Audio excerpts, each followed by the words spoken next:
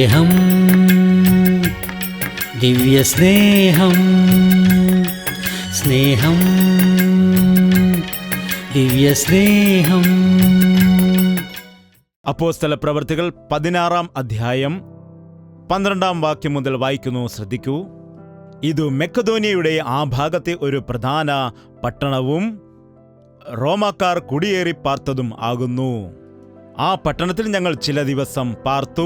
ശബത്തുനാളിൽ ഞങ്ങൾ ഗോപുരത്തിന് പുറത്തേക്ക് പോയി അവിടെ പ്രാർത്ഥനാ സ്ഥലം ഉണ്ടായിരിക്കുമെന്ന് ഞങ്ങൾ വിചാരിച്ചു. പുഴവക്കത്തിരുന്നു അവിടെ കൂടി വന്ന സ്ത്രീകളോട് സംസാരിച്ചു. തുയധര പട്ടണക്കാരത്തിയും രക്താംബരം വിൽക്കുന്നവളുമായി ലുധിയ എന്നു പേരുള്ള ദൈവഭക്തിയായ ഒരു സ്ത്രീ കേട്ടുകൊണ്ട് ഇരുന്നു. പൗലോസ് സംസാരിച്ചത് ശ്രദ്ധിക്കേണ്ടതിന് കർത്താവ് അവളുടെ ഹൃദയം തുറന്നു. അവളും കുടുംബവും സ്നാനം ഏറ്റ ശേഷം, നിങ്ങൾ എന്നെ കർത്താവിൽ വിശ്വസ്ത എന്ന് എണ്ണിയിരിക്കുന്നുവെങ്കിൽ എൻ്റെ വീട്ടിൽ വന്ന് പാർപ്പിൻ എന്ന് അപേക്ഷിച്ചു ഞങ്ങളെ നിർബന്ധിച്ചു. വിശുദ്ധനായ പൗലോസ് നല്ല ഒരു ദൈവദാസനായിരുന്നു. അവൻ യേശുക്രിസ്തുവിന്റെ പാതകളെ പിന്തുടർന്ന ഒരു ദൈവഭക്തൻ ആയിരുന്നു. യേശുക്രിസ്തു എങ്ങനെയാണോ ശുശ്രൂഷകൾ ചെയ്തത്, പൗലോസും അങ്ങനെയുള്ള ശുശ്രൂഷകൾ ചെയ്യുവാൻ ഇടയായി. യേശുക്രിസ്തു എങ്ങനെയുള്ള ശുശ്രൂഷയാണ് ചെയ്തത്? ഒരു ആശ്രമമൊക്കെ പണിതുകൊണ്ട്, ഭക്തന്മാരെ എൻ്റെ അടുക്കലേക്ക് വരിക, വന്നിട്ട് മോക്ഷം പ്രാപിച്ചു പോക എന്ന് പറഞ്ഞോ? പിന്നെ എന്താണ് ചെയ്തത്? എന്താണവൻ ചെയ്തത്? അവൻ കാൽനടയായിട്ട് ഗ്രാമങ്ങളിൽ സഞ്ചരിച്ചുകൊണ്ട് നശിച്ചു പോകുന്ന ആളുകളെ അന്വേഷിച്ച് രക്ഷിച്ചു. പാപികളെ തിരഞ്ഞിട്ട് അവരെ രക്ഷിച്ചു. രോഗികളായിരുന്നവർക്ക് സൗഖ്യം കൊടുത്തു. ഭൂതബാധിസ്ഥർക്ക് വിടുതൽ കൊടുത്തു. ദൈവത്തിൻ്റെ വചനത്തെ ഉപദേശിച്ചു. മനുഷ്യൻ എങ്ങനെ ജീവിച്ചാലാണ് സന്തോഷത്തോടെ ആയിരിക്കുന്നത്, എങ്ങനെ ദൈവത്തിൻ്റെ ഇഷ്ടപ്രകാരം ജീവിക്കാൻ കഴിയും എന്നുള്ള സ്വർഗീയ വിഷയങ്ങളെ അവൻ ഉപദേശിച്ചു. വിശുദ്ധനായ പൗലോസും അതുപോലെ രക്ഷിക്കപ്പെട്ടതിന് ശേഷം ഗ്രാമങ്ങളിൽ സഞ്ചരിച്ച് കർത്താവ് പറഞ്ഞതുപോലെ പോയിട്ട് അവിടെ സഭകൾ സ്ഥാപിച്ചു, ദൈവത്തിൻ്റെ വചനം പ്രസംഗിച്ചു. എന്നാൽ ആ സഭകളിൽ അധികാരത്തോടെ അവിടെ തന്നെ അവൻ താമസിച്ചില്ല. ആ സഭകളെ മറ്റുള്ള ആളുകൾക്ക് ഏൽപ്പിച്ചിട്ട് വേറെ വേറെ സ്ഥലങ്ങളിലേക്ക് പോയി. അങ്ങനെ കടന്നുപോയി പ്രാർത്ഥിച്ചുകൊണ്ട് ഒരു സ്ഥലത്തേക്ക് പോകുവാൻ ആഗ്രഹിച്ചപ്പോൾ, അങ്ങനെ അവൻ്റെ ആഗ്രഹമനുസരിച്ച് ഇവിടെ മക്കെദോന്യ എന്ന ഗ്രാമത്തിലേക്ക് വരുന്നതായിട്ട് കാണാം. ഫിലിപ്പി എന്ന പട്ടണത്തിലേക്ക് വരുവാൻ ഇടയായി. അവിടെയുള്ള ആരെയും അറിയില്ല, ആരും അവരെ ക്ഷണിച്ചതല്ല. എന്നാൽ കർത്താവ് അവിടേക്ക് പോകുവാൻ പറഞ്ഞു. യേശുക്രിസ്തുവിന് അസാധ്യമായത് ഒന്നും തന്നെയില്ല. യേശുവിന് ഒരു വ്യക്തിയെ മാനസാന്തരപ്പെടുത്തണമെങ്കിൽ ആദ്യം നീ മാറണം. നീ മാറാതെ നിന്റെ ഭർത്താവ് മാറണമെന്ന് പറഞ്ഞാൽ അത് സംഭവിക്കുന്ന കാര്യം അല്ല. ഇവിടെ ചില സ്ത്രീകളാണ് വന്നത് പുഴവക്കത്ത് ഇരുന്നിട്ട് പ്രാർത്ഥിക്കുന്നതിന് വേണ്ടി. അവർക്ക് യേശു ആരാണെന്ന് അറിയില്ല. യേശുവിനെ അറിയാത്ത വ്യക്തികളും പ്രാർത്ഥിക്കുമോ ഇല്ലയോ അറിയാമോ? ചെയ്യും. കാരണം എല്ലാവർക്കും അറിയാം, ഒരു ദൈവം ഉണ്ടെന്നുള്ളതായ സത്യം എല്ലാവർക്കും അറിയാം. അതുകൊണ്ട് നമ്മുടെ മനസ്സിൽ ഉണ്ട് ദൈവത്തെ പ്രസാദിപ്പിക്കണം എന്നുള്ള ആഗ്രഹം. എന്നാൽ സത്യദൈവം ആരാണെന്ന് അറിയാത്തതുകൊണ്ട് മനുഷ്യൻ തങ്ങൾക്ക് കാണുന്നതായ ദൈവങ്ങളെ എല്ലാം ആശ്രയിച്ച് പോവുകയാണ്. അങ്ങനെ മനുഷ്യരെ ദൈവമായിട്ട് കാണുന്നു, ചിത്രങ്ങളെ ദൈവമായിട്ട് കാണുന്നു. അങ്ങനെ പ്രാർത്ഥിച്ചുകൊണ്ട് മുൻപോട്ട് പോകുന്നു. എന്നാൽ സത്യാന്വേഷികളായ ആളുകളോട് ദൈവം തീർച്ചയായും ഇടപെടുവാനിടയാകും. ആ സ്ത്രീ പ്രാർത്ഥിച്ചപ്പോൾ പൗലോസ് അങ്ങോട്ട് ചെന്നിട്ട് ദൈവത്തിൻ്റെ വചനം സംസാരിച്ചു.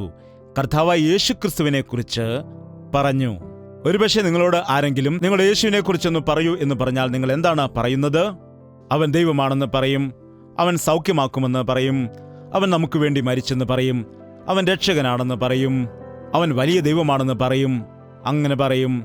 അങ്ങനെ നിങ്ങൾ ഒരിക്കലും സംസാരിക്കരുത്. അങ്ങനെ പറയുമ്പോൾ അത് നിങ്ങൾ പറയുന്ന കാര്യം എന്താണെന്ന് വെച്ചാൽ ആരോ പറഞ്ഞത് എന്ന രീതിയിലാണ് നിങ്ങൾ സംസാരിക്കുന്നത്. ഇവൻ യഥാർത്ഥമായും ലോകരക്ഷകനാണെന്ന് ഞങ്ങൾ തന്നെ കേട്ടിട്ട് മനസ്സിലാക്കിയിരിക്കുന്നു. ശമരിയ സ്ത്രീ യേശുവിനെ കുറിച്ച് സംസാരിച്ചപ്പോൾ അറിയാമോ, അവൾ പാപിനിയായിരുന്നുവെങ്കിലും നല്ല ഭക്തിയുള്ളവളായിരുന്നു. നമ്മൾ ചിന്തിക്കും പാപത്തിലായിരിക്കുന്നവർക്ക് ഭക്തിയില്ല എന്ന്. യഥാർത്ഥത്തിൽ അവർക്കുള്ള ഭക്തി പോലും നമുക്കില്ല. അവർ ഒരുപാട് ഭക്തിയും ആചാരങ്ങളുമൊക്കെ നടത്തും.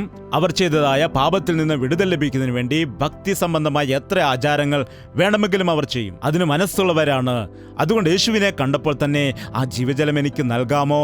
അപ്പോൾ എനിക്ക് എപ്പോഴും വന്നിട്ട് വെള്ളം വാങ്ങേണ്ട കാര്യമില്ലല്ലോ. അപ്പോൾ കർത്താവ് പറയാനിടയായി, നീ പോയിട്ട് നിന്റെ ഭർത്താവിനെ വിളിച്ചുകൊണ്ടുവരിക. അവൾ അപ്പോൾ തന്നെ പറഞ്ഞു, എനിക്ക് ഭർത്താവ് ഇല്ലല്ലോ. അവൾ അങ്ങനെയാണ് എല്ലാവരുടെയും അടുക്കൽ പറഞ്ഞിരിക്കുന്നത്. എല്ലാവരും അവൾ പറഞ്ഞത് വിശ്വസിച്ചു. എന്നാൽ യേശുവിനോട് പറഞ്ഞാൽ പറ്റുമോ? മനുഷ്യൻ പുറമേയുള്ളത് മാത്രം നോക്കുന്നു, എന്നാൽ യേശു ഹൃദയങ്ങളെ പരിശോധിക്കുന്നു. യേശു കർത്താവിന്റെ അടുക്കൽ വന്നിട്ട് കള്ളം പറഞ്ഞാൽ ഒരിക്കലും അനുഗ്രഹം കിട്ടില്ല. യേശുവിന്റെ അടുക്കൽ വരുമ്പോൾ ഉള്ളതുപോലെ തന്നെ പറയണം. നിങ്ങൾ ഡോക്ടറിന്റെ അടുക്കൽ ചെല്ലുമ്പോൾ കള്ളമാണോ പറയുന്നത്, സത്യമാണോ പറയുന്നത്? വേദനയൊക്കെ ഉണ്ടോ എന്ന് ചോദിക്കുമ്പോൾ, ഓ വേദനയൊന്നുമില്ലെന്നേ. എന്തെങ്കിലും ബ്ലീഡിങ് വല്ലതും ഉണ്ടോ എന്ന് ചോദിച്ചാൽ, ഓ ബ്ലീഡിംഗ് ഒന്നുമില്ല, കുഴപ്പമൊന്നുമില്ല, ഞാൻ പരിശോധിക്കാം. വേണ്ട എനിക്ക് നാണമാ, ഞാൻ ഷർട്ട് ഊരത്തില്ല, ഞാൻ സംസാരിക്കുകയില്ല എന്ന് പറഞ്ഞിട്ട് നിനക്ക് തൊണ്ടയ്ക്ക് വേദനയാണ്, വായു തുറക്കാൻ പറഞ്ഞാൽ തുറക്കത്തില്ല എന്ന് പറയുകയാണെങ്കിൽ എങ്ങനെയാണ്? പിന്നെ നിനക്ക് എങ്ങനെയാണ് നിന്റെ അസുഖം മാറുന്നത്, മരുന്ന് ലഭിക്കുന്നത്? എന്താണ് ഡോക്ടറിന്റെ അടുക്കൽ ചെല്ലുമ്പോൾ എന്താണ് പറയേണ്ടത്? ഉള്ളതുപോലെ പറയണം. പരിശോധിക്കാൻ വേണ്ടി ഷർട്ട് ഊരാൻ പറഞ്ഞാൽ നീ ഷർട്ട് ഊരണം. ഈ കാലത്ത് അനേകം ആളുകളും യേശുവിന്റെ അടുക്കലേക്ക് വരും, എന്നാൽ ഹൃദയം തുറക്കാതെ പ്രാർത്ഥിക്കാറുണ്ട്. മനസ്സ് തുറക്കാതെ പ്രാർത്ഥിച്ചാൽ അതുകൊണ്ട് യാതൊരു പ്രയോജനവും ഇല്ല. നിന്റെ മനസ്സിലുള്ളത് കർത്താവിനോട് പറയാതിരുന്നാൽ, നിന്റെ സങ്കടങ്ങൾ കർത്താവിനോട് പറയാതിരുന്നാൽ പ്രയോജനമില്ല. കർത്താവ് പറഞ്ഞു, നീ പറഞ്ഞത് വാസ്തവമാണ്. നിനക്ക് 5 ഭർത്താക്കന്മാർ ഉണ്ടായിരുന്നു, ഇപ്പോഴുള്ളവനും നിന്റെ ഭർത്താവല്ല എന്ന് പറഞ്ഞപ്പോൾ ആ സ്ത്രീ അതിശയിച്ചു. എന്റെ രഹസ്യങ്ങൾ നീ എങ്ങനെയാണ് മനസ്സിലാക്കിയത്? ഇവൻ വാസ്തവമായും രക്ഷകനാണെന്ന് അവൾ തിരിച്ചറിഞ്ഞു. അവൾ അപ്പോൾ തന്നെ ആ കുടം ഉപേക്ഷിച്ച് ഗ്രാമത്തിൽ ചെന്ന്, ഞാൻ ചെയ്തതെല്ലാം എന്നോട് പറഞ്ഞു തന്ന ഇവൻ ക്രിസ്തുവല്ലേ എന്ന് പറഞ്ഞ നാട്ടുകാരോടെല്ലാം പറഞ്ഞിട്ട് യേശുവിന്റെ അടുക്കിലേക്ക് അവരെ വിളിച്ചുകൊണ്ടുവന്നു. എല്ലാവരും വന്ന ശേഷം 2 ദിവസം അവിടെ പാർത്ത് മീറ്റിംഗ് നടത്തി. എന്താണ് ആ 2 ദിവസം ദൈവവചനം കേട്ട ശേഷം അവർ പറഞ്ഞ വാക്കെന്താണ്? ഇപ്പോൾ നീ പറഞ്ഞതിൻ പ്രകാരം അല്ല, ഞങ്ങൾ അവങ്കൽ നിന്ന് കേട്ടിട്ട് ഇവൻ യഥാർത്ഥത്തിൽ ലോകരക്ഷകനായിരിക്കുന്നു എന്ന് തിരിച്ചറിഞ്ഞിരിക്കുന്നു. യേശുക്രിസ്തുവിനെ കുറിച്ച് കേട്ടുകൊണ്ടേയിരിക്കും നാം. എത്രയോ സന്ദേശങ്ങൾ കേട്ടിട്ടുണ്ട്, എത്രയോ TV പ്രോഗ്രാമുകൾ കണ്ടിട്ടുണ്ട്, എത്രയോ മീറ്റിങ്ങുകൾ കേട്ടിട്ടുണ്ട്. പറയുക, എന്നെ തിട്ടപ്പെടുത്താൻ കഴിയില്ല അല്ലേ? പിന്നെ യേശുവിനെ നിങ്ങളുടെ സ്വന്തം രക്ഷിതാവായി സ്വീകരിച്ചിട്ടുണ്ടോ? യഹോവയെ രുചിച്ച് അറിയുക. അതാണ് വചനം പറയുന്നത്. യേശുവിനെക്കുറിച്ച് കേൾക്കുന്നത് വേറെയാണ്, യേശുവിനെ രുചിച്ചറിയുന്നതും വേറെയാണ്. എന്നെ കണ്ടിട്ടുണ്ടോ, എവിടെ വെച്ചെങ്കിലും കണ്ടിട്ടുണ്ടോ എന്ന് ചോദിച്ചാൽ അത് വേറൊരു അർത്ഥമാണ്. അറിയാമോ എന്ന് ചോദിച്ചാൽ, കഴിഞ്ഞ ദിവസം ഒരു സ്ത്രീ എഴുന്നേറ്റ് പറയാനിടയായി, ഞാൻ ഇന്ന സ്ഥലത്ത് വെച്ച് എനിക്ക് ദൈവദാസനെ അറിയാം, നിങ്ങളെ ആളുകൾ ഉപദ്രവിച്ചത് അറിയാം, നിങ്ങൾ സൈക്കിളിൽ പോയത് എനിക്കറിയാം, നിങ്ങൾ ഏത് മുറിയിലാണ് താമസിച്ചത് അതറിയാം. നിങ്ങൾ എന്താണ് വിചാരിക്കുന്നത്? പാസ്റ്റർ ഇതൊക്കെ വെറുതെ പറയുന്നതാണ്. എന്നാൽ എന്നെ അറിയാവുന്ന ആളുകൾ എന്താണ് പറയുന്നത്? ഇത്ര വലിയ ദൈവദാസൻ സൈക്കിളിൽ നടക്കുമെന്നോ, ഇത്ര വലിയ ദൈവദാസൻ കുടിലിൽ പാർത്തുവെന്നോ, ഇത്ര വലിയ ദൈവദാസന് 1 രൂപയാണോ സ്വതരാജ് കിട്ടുന്നത്? ചുമ്മാ പറയുന്നതാ. എന്താണ്? എന്നാൽ കാണുന്നവർ എന്താണ് പറയുന്നത്? സത്യമാണ്, ഞങ്ങൾക്കറിയാം, ഞങ്ങൾ കണ്ടതാണ്, യേശുക്രിസ്തു എനിക്ക് വേണ്ടി ക്രൂശിൽ മരിച്ചു എന്ന് കേൾക്കുമ്പോൾ ലോകക്കാർ എന്താണ് പറയുന്നത്? എന്തിനാണ് യേശുക്രിസ്തു മരിച്ചത്? അതൊക്കെ വെറുതെയാണ്. യേശുക്രിസ്തു എപ്പോഴാണ് മരിച്ചത്? അവൻ വിദേശീയരുടെ ദൈവമാണ്, അവൻ വേറെ രാജ്യത്തുള്ളവനാണ്, നമ്മുടെ നാട്ടുകാരനല്ല എന്നൊക്കെ പറയാറുണ്ട്. എന്നാൽ യേശുവിന്റെ ക്രൂശിലെ സ്നേഹം അറിയുന്നവൻ എന്ത് പറയുന്നു? അവൻ എന്റെ രക്ഷകൻ. മനസ്സിലായോ? ക്രൂശിന്റെ സന്ദേശം നശിച്ചു പോകുന്ന ആളുകൾക്ക് ഭോഷത്വമാണ്, എന്നാൽ നമുക്കോ അത് ദൈവത്തിന്റെ ശക്തിയാകുന്നു. ഈ ലുദിയ എന്ന പേരുള്ള സ്ത്രീ ഒരു വ്യാപാരം ചെയ്തിരുന്നവളാണ്. അവൾ പൗലോസ് പ്രസംഗിച്ചപ്പോൾ യേശുക്രിസ്തുവിനെ കുറിച്ച് കേട്ടു. പ്രസംഗത്തിൽ യേശുക്രിസ്തുവിനെ കുറിച്ച് പറയാതെ പ്രസംഗകനെ കുറിച്ച് തന്നെ പറയുകയാണ് എങ്കിൽ നിങ്ങൾ സൂക്ഷിക്കേണ്ടതാണ്. ഞാൻ പ്രാർത്ഥിച്ചാലേ അസുഖം മാറൂ എന്ന് ഏതെങ്കിലും ദേവദാസൻ പറയുകയാണെങ്കിൽ സൂക്ഷിക്കേണ്ടതാണ്. അവർ ശരിയായ ദേവദാസന്മാർ ആയിരിക്കുമോ അല്ലയോ? യേശുക്രിസ്തുവിന്റെ നാമത്തിൽ ഞാൻ പ്രാർത്ഥിച്ചാലും നിങ്ങൾ പ്രാർത്ഥിച്ചാലും അത് വേറെ സംഗതിയാണ്. ആരുടെ നാമത്തിൽ? സൗഖ്യം പ്രാപിച്ചത് ജയ്പാൽ പാസിന്റെ നാമത്തിലല്ല. ആരുടെ നാമത്തിലാണ്? യേശുക്രിസ്തുവിന്റെ നാമത്തിലാണ്. എന്തുകൊണ്ട് അവന്റെ നാമത്തിന് അത്ര വലിയ ശക്തിയുണ്ട്? അവൻ സ്വർഗത്തിൽ ദൈവത്തോടുള്ള സമത്വം മുറുകെ പിടിക്കാതെ അവൻ ഈ താണ ഭൂമിയിലേക്ക് ഇറങ്ങി വന്നു. മനുഷ്യന്റെ രൂപത്തിൽ വസിച്ചു. ക്രൂശ് മരണത്തിനു വേണ്ടി തന്നെത്താൻ ഏൽപ്പിച്ചുകൊടുത്ത് തന്റെ പ്രാണനെ ക്രൂശിൽ ഏൽപ്പിച്ചുകൊടുത്തതുകൊണ്ട്, നമ്മുടെ പാപത്തിന് അവൻ യാഗമായി തീർന്നതുകൊണ്ട്, നമ്മുടെ പാപത്തിന്റെ രക്ഷയ്ക്കായി തന്റെ പ്രാണനെ ഏൽപ്പിച്ചു കൊടുത്തതുകൊണ്ട് യേശുക്രിസ്തുവിന്റെ നാമം സകല നാമത്തിലും മേലായ നാമമായി ഉയർത്തപ്പെടാനിടയായി. എല്ലാ മുഴങ്കാലുകളും അവന്റെ മുൻപിൽ മടങ്ങുമെന്നും എല്ലാ നാവും യേശു കർത്താവെന്ന് ഏറ്റുപറയുമെന്നും ദൈവം അരുളി ചെയ്തു. എന്നാൽ ഇന്ന് അനേകരും ഇത് കേട്ടിട്ടും എന്തുകൊണ്ടാണ് വിശ്വസിക്കാത്തത്? ഈ ലോകത്തിൻ്റെതായ ദൈവം അവിശ്വാസികളുടെ ഹൃദയത്തെ അടച്ചുകളഞ്ഞു. അവരുടെ കണ്ണുകളെ കുരുട്ടാക്കിയതുകൊണ്ട് യേശുക്രിസ്തുവിലുള്ളതായ രക്ഷയെ കാണുവാൻ കഴിയുന്നില്ല. അവരുടെ തെറ്റല്ല അത്. നാം പ്രാർത്ഥിക്കുന്ന സമയത്ത് അങ്ങനെ അന്ധകാരത്തിൽ കിടക്കുന്നതായ ആളുകളെ, അതുപോലെ പിശാചിന്റെ ബന്ധനത്തിൽ കിടക്കുന്ന ആളുകളെ വിടുവിക്കുവാൻ ഇടയാകും. അവരുടെ ഹൃദയത്തെ പ്രകാശിപ്പിക്കും. ഇവിടെ ലുദിയയെ നോക്കുമ്പോൾ ദൈവം ആരാണെന്നറിയില്ല എങ്കിലും പ്രസംഗം കേൾക്കുകയാണ്. ഇവിടെ വചനത്തിൽ പറയുന്നു, ദൈവം അവളുടെ ഹൃദയത്തെ തുറന്നത് കൊണ്ട് അവൾ വചനം ശ്രദ്ധിക്കുവാൻ ഇടയായി.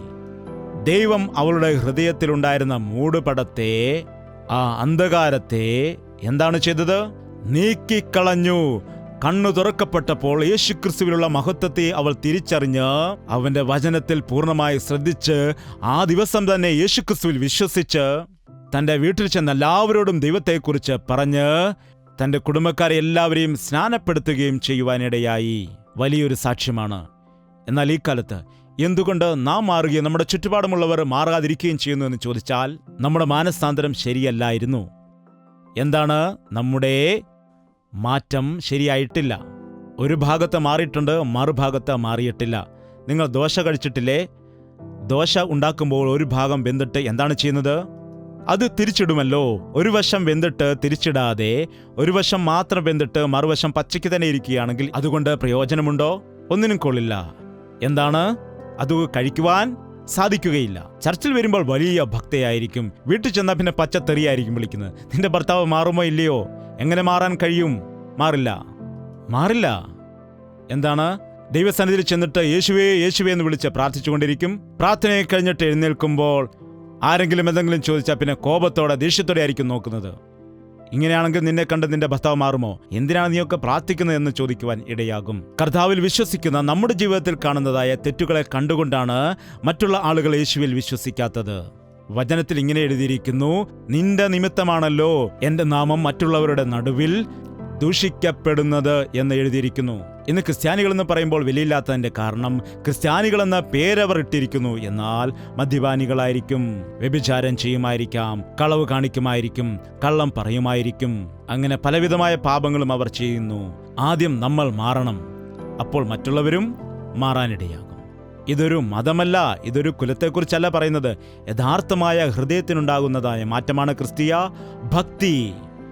ലുദിയായുടെ ഹൃദയം തുറന്നതുകൊണ്ട്, അവളുടെ ഹൃദയത്തിലേക്ക് യേശുക്രിസ്തു വന്നതുകൊണ്ട് അവളുടെ ജീവിതം മാറിപ്പോയി. അങ്ങനെ മാറിയ ജീവിതവുമായി അവൾ ഭവനത്തിൽ ചെന്നപ്പോൾ അവളുടെ വീട്ടുകാരും മാറി. ആ ഭവനം മുഴുവൻ ഒരു പ്രാർത്ഥനാ സ്ഥലമായിട്ട് മാറുവാനിടയായി. യേശുക്രിസ്തു ആകുന്നു യഥാർത്ഥ ദൈവം എന്ന് വിശ്വസിക്കുന്ന ആളുകൾ, പ്രാർത്ഥന കേൾക്കുന്ന ദൈവമാണെന്ന് വിശ്വസിക്കുന്നവർ, നിങ്ങളുടെ കുടുംബക്കാർക്ക് എല്ലാവർക്കും വേണ്ടി കർത്താവിന്റെ സന്നിധിയിൽ പ്രാർത്ഥിച്ചുകൊണ്ട് നിന്റെ വീട്ടുകാരെല്ലാം മനസാന്തരപ്പെടുത്തി നീ സാക്ഷ്യം പറയണം. ഞാനും എൻ്റെ കുടുംബവും ഞങ്ങൾ യഹോവയെ സേവിക്കും എന്ന് പറയണം. നമ്മുടെ മക്കൾ നരകത്തിലാണെങ്കിൽ അത് സഹിക്കുമോ?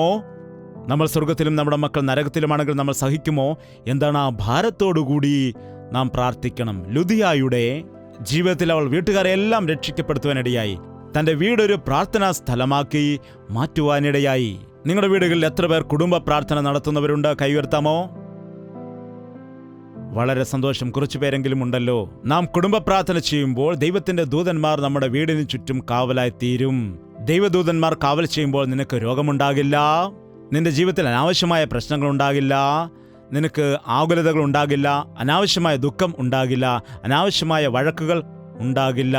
എന്നാൽ പ്രാർത്ഥിക്കാത്തതായ സമയത്ത് പിശാചും അവന്റെ കൂട്ടാളികളും ദുഷ്ടാത്മശക്തികളും നിന്റെ ഭവനത്തിന് ചുറ്റും കറങ്ങുന്നതുകൊണ്ട് നിന്നെയും നിന്റെ വീട്ടുകാരെയും അത് ബാധിക്കുവാനിടയാകും. ഈ ദിവസം മുതൽ ലുദിയ അവളുടെ ഹൃദയം തുറന്നു, അവൾ പ്രാർത്ഥിച്ചു, വീട്ടുകാരെയെല്ലാം രക്ഷയിലേക്ക് കൊണ്ടുവന്നു. അവളുടെ വീടിനെ പ്രാർത്ഥനാ സ്ഥലമായിട്ട് മാറ്റുകയും ചെയ്തു. ഈ ദിവസം മുതൽ യേശുക്രിസ്തുവിന്റെ നാമത്തിൽ പ്രാർത്ഥിച്ചു നോക്കുക. എന്റെ നാമത്തിൽ നിങ്ങൾ എന്തു തന്നെ ചോദിച്ചാലും അത് നിങ്ങൾക്ക് നൽകാമെന്ന് അവൻ പറഞ്ഞു. പ്രാർത്ഥനയിൽ നിങ്ങൾ യാചിക്കുന്നതൊക്കെയും നിങ്ങൾക്ക് ലഭിച്ചിരിക്കുന്നു എന്ന് നിങ്ങൾ വിശ്വസിക്കുകയാണെങ്കിൽ അവ നിങ്ങൾക്ക് ലഭിക്കും. അതുകൊണ്ട് പ്രാർത്ഥിക്കുന്ന സമയത്ത് വിശ്വാസത്തോടുകൂടി പ്രാർത്ഥിക്കണം. പ്രാർത്ഥിക്കുന്നതായ സമയത്ത് ഉറപ്പോടുകൂടി പ്രാർത്ഥിക്കണം. ചിലരാണെങ്കിൽ എന്തൊക്കെയോ ചിലത് പ്രാർത്ഥിച്ചിട്ട് അത് മറന്നു പോവുകയാണ് ചെയ്യുന്നത്. എന്നാൽ പ്രാർത്ഥനയിൽ ചില വിഷയങ്ങൾക്ക് വേണ്ടി നാം പോരാടണം. പോരാടുകയാണെന്ന് പറഞ്ഞാൽ അതിൻ്റെ അർത്ഥം എന്താണ്? നിരന്തരമായിട്ട് കണ്ടിന്യൂസ് ആയിട്ട് ചെയ്യണം, പ്രാർത്ഥിച്ചുകൊണ്ടേയിരിക്കണം. ഒരു അനീതിയുള്ള ന്യായാധിപനെ കുറിച്ച് പറയുന്നുണ്ട്. ഒരു സ്ത്രീ വന്നിട്ട് എനിക്ക് ന്യായം ചെയ്തു തരൂ എന്ന് പറഞ്ഞപ്പോൾ പണം വാങ്ങാതെ ആർക്കും ന്യായം ചെയ്തു കൊടുക്കാത്തതായ വ്യക്തി. എന്നാൽ ഇവർ എല്ലാ ദിവസവും വന്നിട്ട് യജമാനാ എന്നെ സഹായിക്കണമേ, യജമാനാ എനിക്ക് നീതി ചെയ്തു തരണമേ, യജമാനെ എന്നെ സഹായിക്കണമേ. ശരി പോയിട്ട് വരാമെന്ന് പറഞ്ഞാൽ വീണ്ടും യജമാനനെ, വീണ്ടും പറഞ്ഞു വിട്ടാൽ യജമാനനെ, വീണ്ടും പോയിട്ട് വന്ന് യജമാനനെ. അപ്പോൾ അനീതിയുള്ള ന്യായാധിപൻ എന്താണ് പറഞ്ഞത്? ഇവൾ വീണ്ടും എൻ്റെ മുൻപിൽ വന്നിട്ട് എൻ്റെ മുഖത്തടിക്കാതിരിക്കേണ്ടതിന് പണം തന്ന ആളുകളുടെ കേസൊക്കെ മാറ്റിവെച്ചിട്ട് ആദ്യം ഇവരുടെ കാര്യം പരിഗണിക്കുവാനിടയായി. എന്താണ്? ഒരു അനീതിയുള്ള ന്യായാധിപൻ ന്യായം ചെയ്യുമ്പോൾ നമ്മുടെ നീതിമാനായ ന്യായാധിപൻ തന്നോട് നിലവിളിക്കുന്നവർക്ക് അവരുടെ പ്രാർത്ഥന കേട്ടിട്ട് ഉത്തരമരുളാതെ ഇരിക്കുമോ? നിങ്ങളുടെ കുടുംബത്തിലുള്ളവർക്ക് വേണ്ടി ഭാരത്തോടുകൂടി പ്രാർത്ഥിക്കുക. എൻ്റെ ജീവിതത്തിൽ ഞാൻ പഠിച്ചത് എന്താണെന്ന് വെച്ചാൽ, എൻ്റെ വീട്ടുകാർ മാത്രമല്ല അനേകം കുടുംബക്കാരുണ്ടല്ലോ എൻ്റെ വിഷയമായിട്ട്. എനിക്ക് വലിയൊരു പ്രാർത്ഥനയുടെ ബുക്കുണ്ട്. ആ ബുക്കിൽ എല്ലാവരുടെയും പേരും വിഷയങ്ങളും എഴുതി വെച്ച് ഓരോരുത്തർക്ക് വേണ്ടി എല്ലാ ദിവസവും പ്രാർത്ഥിക്കുവാൻ വേണ്ടി എനിക്ക് കഴിയുകയില്ല. പരിശുദ്ധാത്മാവ് ഓരോരുത്തരെ കുറിച്ച് എനിക്ക് ഓർമ്മ തരുന്നതായ സമയത്ത് പ്രാർത്ഥനയുടെ പ്രേരണ എനിക്ക് ലഭിക്കും. അങ്ങനെ പ്രേരിപ്പിക്കുന്ന സമയത്ത് കുറേ ദിവസങ്ങൾ കഴിഞ്ഞ് എൻ്റെ പ്രാർത്ഥന ചെയ്തിട്ട് നോക്കുമ്പോൾ ആ ലിസ്റ്റ് ഞാൻ പരിശോധിക്കുമ്പോൾ എല്ലാ പ്രാർത്ഥനകളിലും 90% എനിക്ക് മറുപടി ലഭിച്ചിരിക്കുന്നു.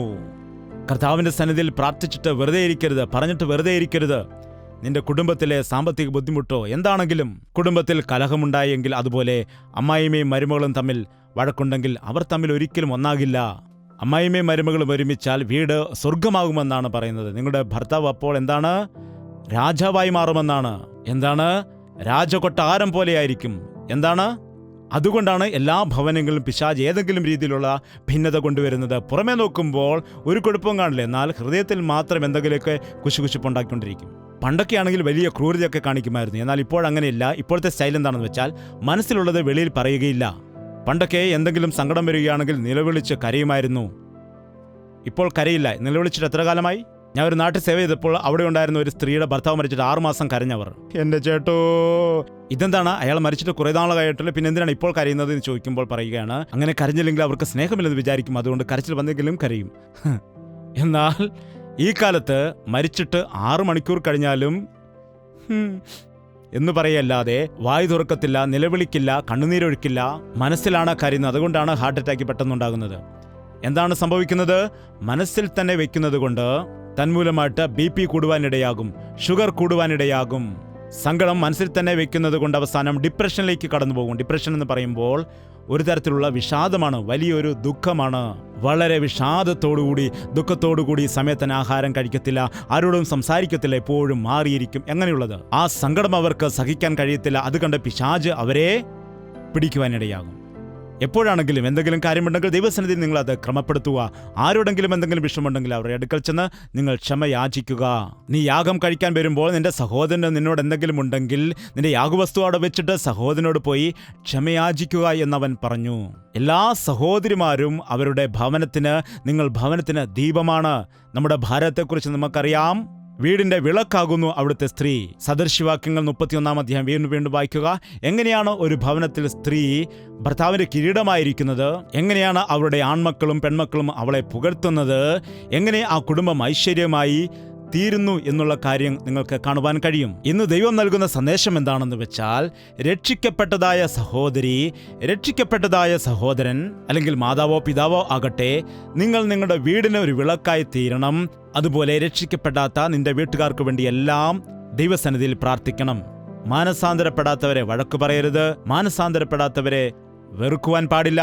മാനസാന്തരപ്പെടാത്തവരെ കുറിച്ച് അവർ മാറില്ല എന്ന് നിങ്ങളുടെ മനസ്സിൽ അവിശ്വാസം ഉണ്ടാകുവാനും പാടില്ല. നിങ്ങളോർക്കുക, ദൈവത്തിന് മാറ്റുവാൻ കഴിയാത്ത ഒരു മനുഷ്യൻ ഈ ലോകത്തിൽ ഇതുവരെ ജനിച്ചിട്ടില്ല, ഇനിയൊരിക്കലും ജനിക്കുകയുമില്ല.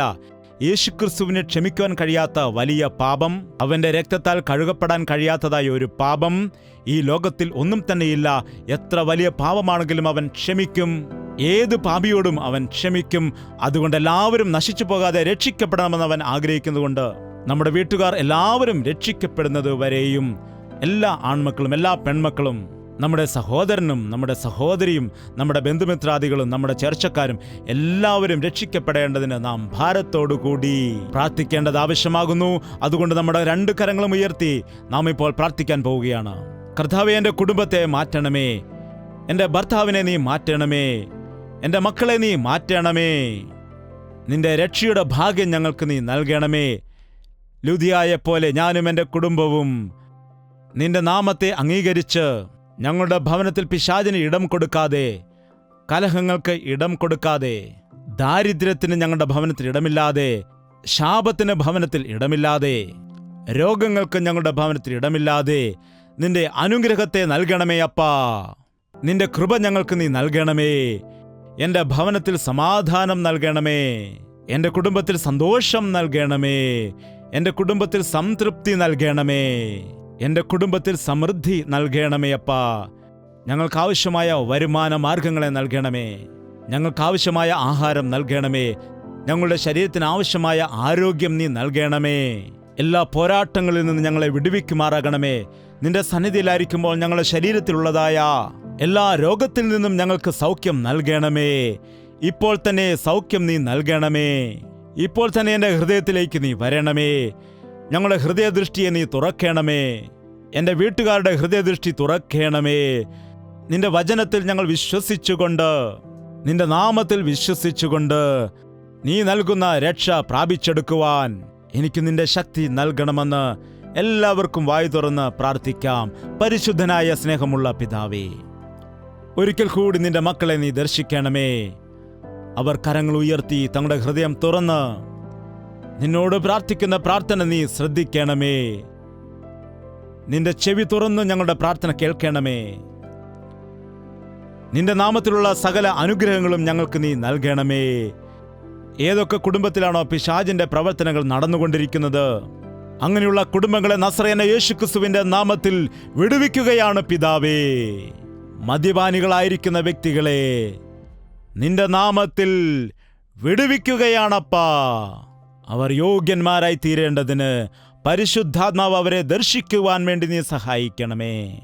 തന്നിഷ്ടപ്രകാരം ജീവിക്കുന്ന യൗവന മക്കളെ നീ ശ്രദ്ധിക്കണമേ. ലോകത്തിൽ ആശ്രയിച്ച് നശിച്ചു പോകുന്ന ആളുകളെ നീ ഇന്ന് ദർശിക്കുമാറാകണമേ. പിശാചിന്റെ ബന്ധനത്തിലായിരിക്കുന്നവരെ നസറേന യേശുക്രിസ്തുവിന്റെ നാമത്തിൽ വിടുവിക്കുകയാണ് കർത്താവേ.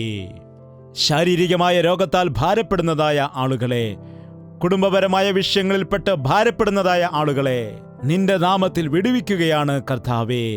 ക്യാൻസർ പേഷ്യന്റുകളെ, എയ്ഡ്സ് പേഷ്യന്റുകളെ, കിഡ്നിയിൽ സ്റ്റോൺ ഉണ്ടെന്ന് പറയുന്ന ആളുകളെ, ഗർഭപാത്രത്തിൽ ഫൈബ്രോയിഡ് ഉണ്ടെന്ന് പറഞ്ഞ് കുഞ്ഞുങ്ങളുണ്ടാകില്ല എന്ന് പറയുന്ന ആളുകൾ, യേശുക്രിസ്തുവിന്റെ നാമത്തിൽ അവരുടെ ജീവിതത്തിൽ പരിപൂർണ വിടുതൽ ഉണ്ടാകുമാറാകട്ടെ.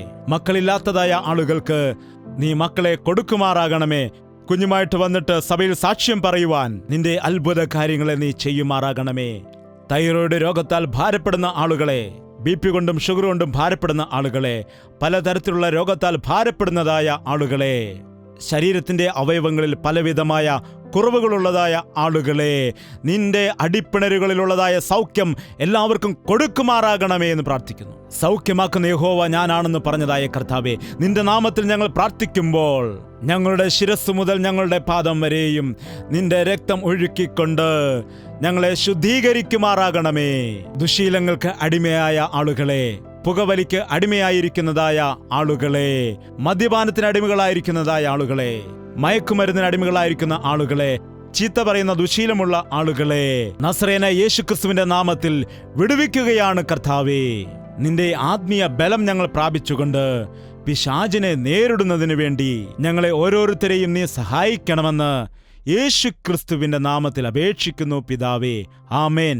യേശുവേ യേശുവേ യേശുവേ യേശുവേ യേശുവേ യേശുവേ യേശുവേ യേശുവേ നിന്നെ നിന്നെ എന്നും ഞാൻ സേവിക്കും നീ മാത്രം രാജാവെന്നും നിന്നെ നിന്നെ എന്നും ഞാൻ സേവിക്കും നീ മാത്രം രാജാവെന്നും യേശുവേ യേശുവേ യേശുവേ യേശുവേ യേശുവേ യേശുവേ യേശുവേ യേശുവേ യേശുവേ യേശുവേ യേശുവേ